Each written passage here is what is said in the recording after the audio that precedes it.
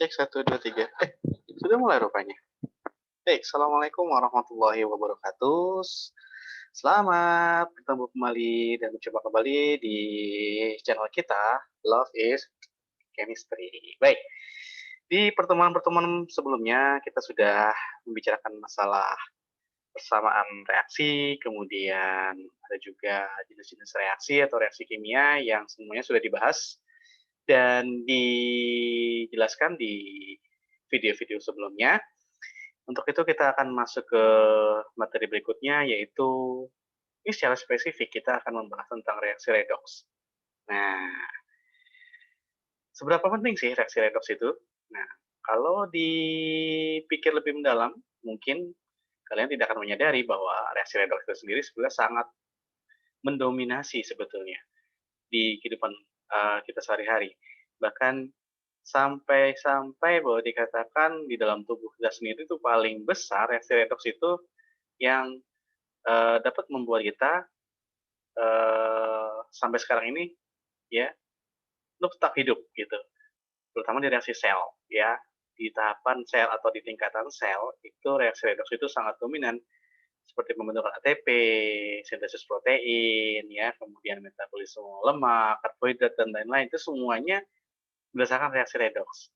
Kenapa dia bisa demikian? Karena reaksi redoks ini reaksi yang boleh dikatakan mereka saling beriringan, saling sejalan. Jika ada reaksi reduksi, biasanya ada reaksi oksidasi, ya. Karena keterlibatan mereka ini cukup penting, dan kalian juga harus pahami bahwa reaksi ini punya beberapa prinsip yang bisa dikatakan menjadikan ciri khas untuk mereka. Baik, kita mulai saja langsung. Apa itu reaksi redoks? Nah, sebelum ke sana kita coba pahami dulu. Ya, reaksi redoks itu sendiri adalah reaksi reduksi dan oksidasi. Ini adalah reaksi singkatan sebetulnya ya. Reaksi, jadi ada dua reaksi yang bergabung jadi satu, yaitu reaksi reduksi dan reaksi oksidasi. Nah, kalau dikatakan secara prinsip, boleh dikatakan prinsip ya. Prinsipnya ada tiga, yaitu peningkatan dan pelepasan oksigen. Ya, ini dasar prinsip yang pertama. Kemudian yang kedua adalah serah terima elektron. Jadi ingat, keterlibatan oksigen. Yang kedua adalah keterlibatan elektron. Dan yang ketiga adalah otomatis biasanya jika ada dua hal ini terlibat, maka dia akan sangat mungkin melibatkan bilangan oksidasi dari suatu unsur atau senyawa. Nah, nanti ini yang akan sangat menentukan bagaimana proses tata nama yang kemarin sudah kita pelajari, terutama tata nama yang boleh dikatakan senyawa ion biner dengan logam-logam berat, seperti platinum 4, platinum 2, tembaga 1, tembaga 2, zinc 1, zinc 1, zinc 2, ya, seperti itu ya, besi 2, besi 3, dan seterusnya. Itu adalah tata nama yang dikatakan sebagai prasyarat, ya, yang memiliki prasyarat di mana bilangan oksidasi ini sebagai penentu kriteria tata nama UPEC dari senyawa-senyawa tersebut. Nah, baik, kita lanjutkan. Nah, reaksi redoks adalah reaksi yang boleh dikatakan reaksi yang merupakan gabungan dari dua reaksi tadi ya, saya katakan reaksi reduksi dan oksidasi. Nah, baik, tadi saya katakan ulang bahwa secara prinsip ini ada tiga, tadi dikatakan bahwa pelepasan atau keterlibatan oksigen, baik pengikatan atau pelepasan oksigen, kemudian serah terima elektron dan bilangan oksidasi. Coba kita bahas dulu seperti yang satu ini, ya. Tidak bisa rupanya. Baik, kita lanjutkan saja.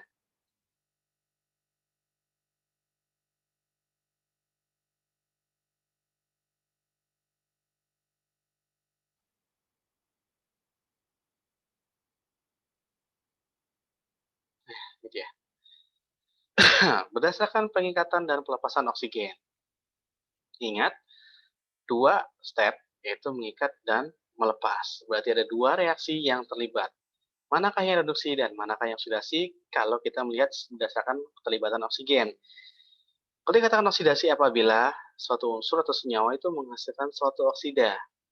Boleh dikatakan dia, coba kita lihat sebelah kiri ini, ya, reaksi oksidasi, ini dia melibatkan oksigen. Kalau sebelumnya dia tanpa oksigen, unsur Fe, Mn, C, S, dan N ini awalnya tidak melibatkan oksigen, atau lepas dari oksigen, atau tidak bersenyawa kalau dikatakan dengan oksigen, maka ketika dia bereaksi dengan oksigen, teroksidasi, ya, maka dia akan membentuk senyawa yang baru dan muncullah atom oksigen yang bersenyawaan dengan unsur-unsur tersebut. Seperti ini, Fe2O3, MnO, CO2, SO2, dan NO. Awalnya tidak bereaksi, tidak bersenyawa, sekarang mereka bersenyawa. Sedangkan kalau reduksi, ya, ini kebalikannya. Kalau di sini tadi oksigennya dia diikat atau diterima, atau boleh dikatakan di bonding gitu ya. Kalau reduksi dia lepas, ya. HgO contohnya dia melepaskan jadi Hg dan O2 terlepas ya. KCO3 berkurang juga hasilnya menjadi KCl plus 3O2. Kemudian contoh yang lain adalah ini contoh sulfida menghasilkan oksida logam dan penyusunnya. Ini awalnya si FeS, senyawanya FeS bereaksi dengan oksigen, mereka pecah dan salah satu di antara mereka berikatan dengan oksigen. Bahkan kedua-duanya bereaksi dengan oksigen. Sini dia menyusun senyawa-senyawa yang baru dan masing-masing menyebabkan oksigen di dalamnya. Dan yang ketiga, oksidasi atau pembakaran senyawa karbon ini menghasilkan senyawa karbon dioksida dan air. Lagi-lagi prinsipnya sama, senyawa CH ini dipecah oleh oksigen dan masing-masing melibatkan oksigen atau bersenyawaan dengan oksigen untuk perikatan seperti CO2 dan H2O. Kita lihat di sini, contoh hal lain, misalkan berarti secara prinsip keterlibatan oksigen, maka boleh dikatakan bahwa oksidasi adalah proses pengikatan oksigen, ya. Sedangkan reduksi adalah proses pelepasan oksigen. Oke, itu prinsip yang pertama. Nah, ini contohnya, ya. Awalnya dia warnanya coklat untuk peroksida, ya, merkuri 2 oxide, ya, perak 2 merkuri maaf, Hg ya, Hg2 oksida, ya, merkuri 2 oksida. Ini warnanya seperti ini nih, urutannya. Ketika dipanaskan, ya, ditambahkan suatu energi, dipanaskan contohnya, dia akan terurai menjadi merkuri yang pernah sering kalian lihat. Jika kalian lihat di termometer dalamnya seperti ini, logam merkuri yang sebenarnya, ya, berpisah ke liquid ya, prosesnya, fasenya liquid, terpisah dengan oksigennya. Oksigennya menguap menjadi gas. Itu ya. Ini reaksi apa? Oksidasi atau reduksi? Reaksi reduksi, karena lepas ya. Kemudian, prinsip yang kedua, yaitu berdasarkan perpindahan elektron. Jadi ada serah terima elektron. Ada yang diikat, dan ada yang dilepas. Ada yang diserahkan, berarti diikat, ya, diterima, gitu ya, serah terima.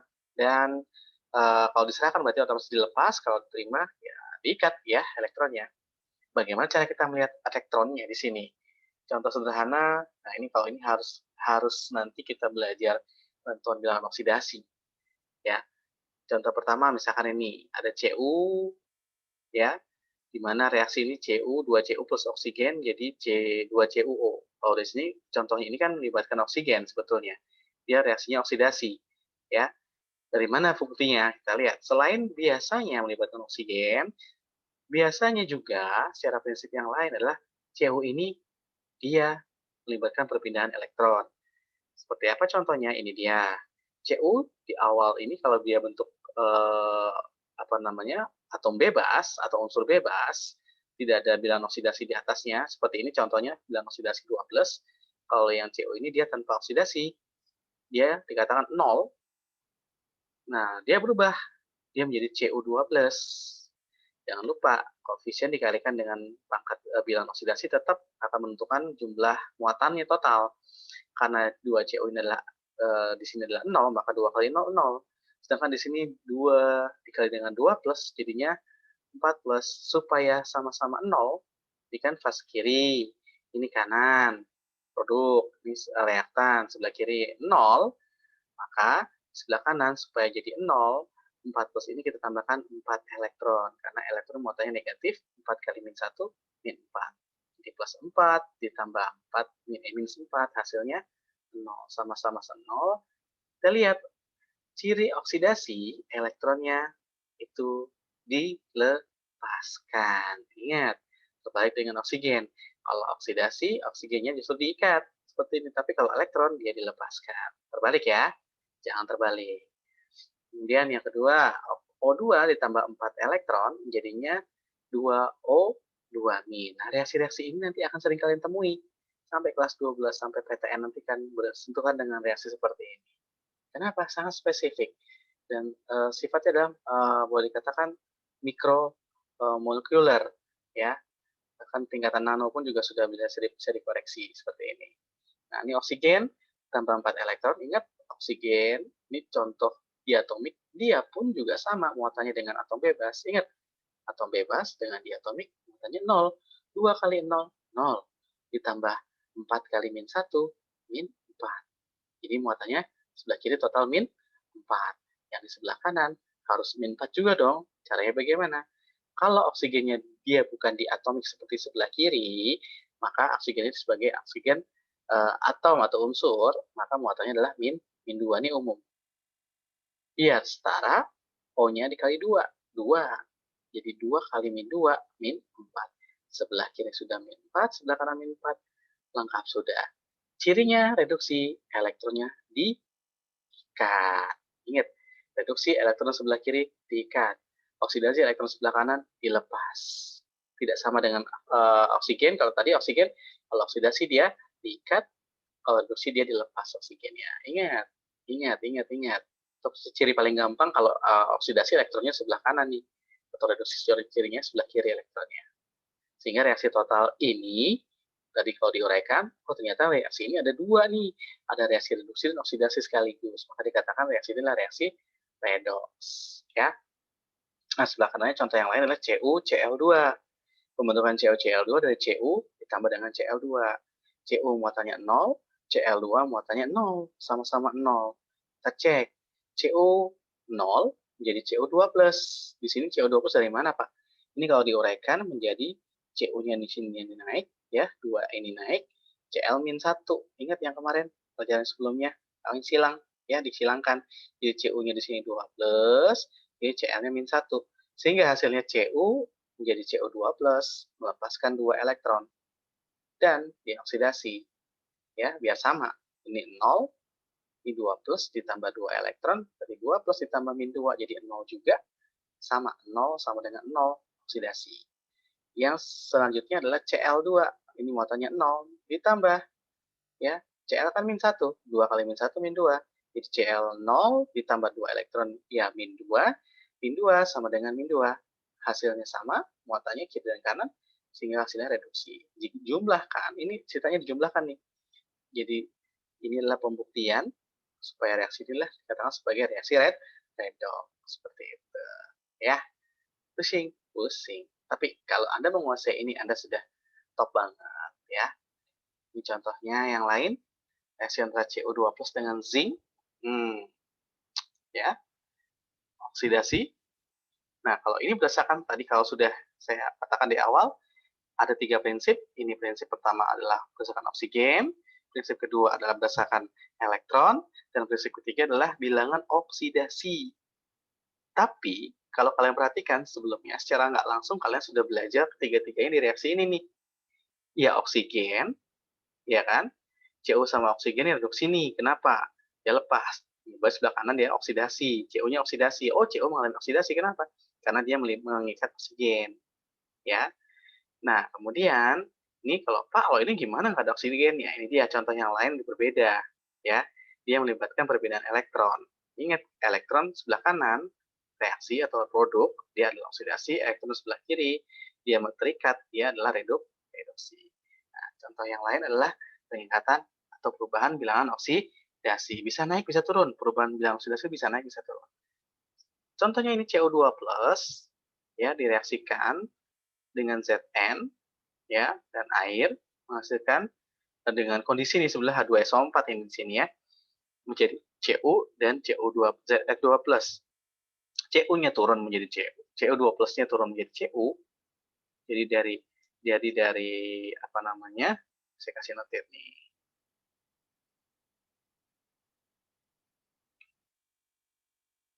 Jadi dari CO2+ menjadi Cu0 itu turun. Kalau turun bilangan oksidasinya maka dikatakan sebagai reaksi reduksi. Sedangkan Zn dari 0 menjadi Zn2+ dikatakan sebagai oksidasi. Oke? Ya, jadi ingat-ingat tuh 3 prinsip. Oksigen, ya, kemudian elektron, keterlibatan oksigen, keterlibatan elektron, dan perubahan bilangan oksidasi. 3 itu yang jadi dasar prinsip untuk melihat bahwa suatu senyawa atau suatu reaksi itu dapat mengalami reduksi dan oksidasi. Ya, bisa kita teliti. Nah, ini ada contoh, ada aturan-aturan yang harus kalian kuasai. Jadi ini harus benar-benar bisa dikuasai oleh kalian karena ini tanpa pengecualian, ya. Jadi dikatakan saya dapat perkenalkan seperti apa sih unsur bebas? Inilah unsur-unsur bebas, termasuk bilangan-bilangan unsur-unsur diatomik. Gas-gas diatomik seperti ini, dia muatannya 0, ya. P4, ya, polimorfik juga dia 0, ya. Rombik CS8 atomik yang banyak sekali ini, dia juga 0, ya. Kemudian ada juga syarat-syarat yang umum. Ingat, golongan 1A Na plus 1, Mg2 plus, kenapa dia golongan 2A, jadinya dia plus 2. Itu umum sekali. Golongan 6A min 2, golongan 7A min 1. Nih, ini SS golongan 6A dia min 2. Golongan 7A min 1. Golongan 5A dia min 3. Ya, seperti itu. Nah, jumlah bilangan oksidasi, kalau pembentuk suatu ion atau poliatomik, ini adalah muatannya sama dengan jumlah yang tertera di situ. Contohnya nih, SO4 2 min. Jadi kalau SO4 2 min, min 2 ini, perhatikan, min 2 ini bukan miliknya O ataupun miliknya si S saja. Tapi min 2 ini adalah hasil penjumlahan semua dari S dan O. Ya, S-nya di sini berapa? Kali 1. O-nya di sini berapa? Min 2. Kalau oksigen dia min 2 otomatis. Ya, kali 4. Berapa dikali 4 kali min 2? Min 8. Min 8 pindah ruas jadi 8 dikurang 6, dikurang 2, min 2 ya, jadinya plus 6. Maka S ini adalah plus 6. Itu kecepatan tinggi, membiasakan diri. Nah, ini contoh-contoh, bukan contoh-contoh, syarat-syarat yang lain yang harus kalian kuasai, ya. Ada juga tadi golongan-golongan atau golongan unsur ya, 1A, 2A, 3A, ya. Kemudian ada juga yang atau logam-logam berat, ada yang plus 1 plus 2 seperti yang sudah kita pelajari. Kemudian ada apa namanya? Ini yang unik. Hidrogen itu umumnya plus 1 ya. Tapi ada terkadang bahwa hidrogen ini bisa bermuatan min 1. Kapan? Loh, Pak, dari dulu kan H plus 1 ya. Ya, tapi dia bisa berubah jadi min 1 ketika dia menjadi hidrida. Ketika dia menjadi hidrida itu kapan? Ketika dia berikatan dengan logam. Nih, karena hidrogen bukan logam. NaH, CaH, LiH, maka H muatannya adalah min 1, bukan lagi plus 1. Ya. Nah, kemudian adalah bilangan oksigen. Untuk oksigen, biloxnya ini min 2. Kapan? Kalau dia oksida biasa. Min 1 kapan? Kalau dia peroksida, dan apa namanya, plus 2 kalau dia apa namanya, superoksida. Ya.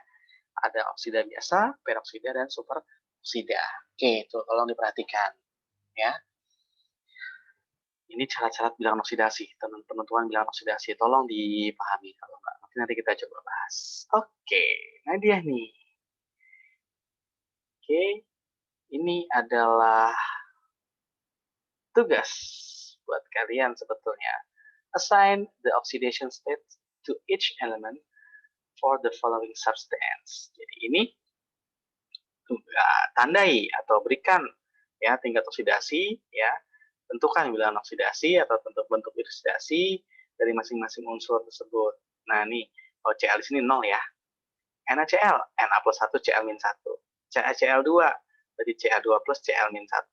H2O, H plus 1, O min 2. NaOH, Na plus 1, O min 2, H plus 1.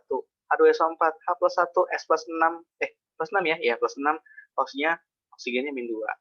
Na3PO4, Na plus 1, P min 5, kemudian O min 2. Ya, O8, 8, 8, 8 kurang 3, ya, plus 5 ya, maaf, P-nya plus 5. CH4, H plus 1, pindah ruas jadinya min 4, C-nya plus 4. Ya, maaf, min 4 ya, seperti itu. Nah, ini dia nih, ini dia. Oke, tebakannya. Nah, gitu ya. Seperti itu. Oke, jadi sudah hasilnya. Nah, kalau ketemu senyawa-senyawa seperti ini total bilangan oksidasinya adalah 0.